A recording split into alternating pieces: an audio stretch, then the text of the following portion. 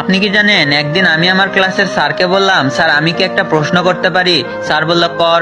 আমি প্রশ্ন করলাম, একটা আস্ত হাতিকে কিভাবে ফ্রিজে রাখবেন? স্যার বলল জানি না তো।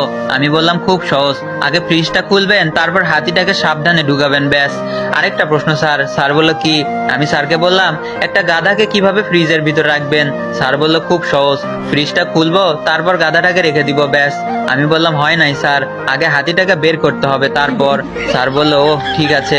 আমি বললাম স্যার আরেকটা প্রশ্ন, বনের সমস্ত পশু পাখি সিংহ মামার জন্মদিনে অংশগ্রহণ করতে পারবে, কিন্তু একজন ছাড়া, সেটা কে? স্যার বলল মনে হয় বাঘ, কারণ একজন আরেকজনকে তো দেখতেই পারে না। আমি বললাম হয় নাই স্যার, এটা হবে গাধা, কারণ সে তো এখনো ফ্রিজের ভিতর।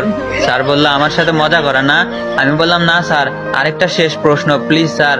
স্যার বলল ঠিক আছে বল। আমি বললাম অসংখ্য কুমির ভর্তি নদী আপনাকে পার হতে হবে, কিন্তু কিভাবে? স্যার বলল কোনো অবস্থাতেই সম্ভব না, তবে একটা বড় নৌকা দিয়ে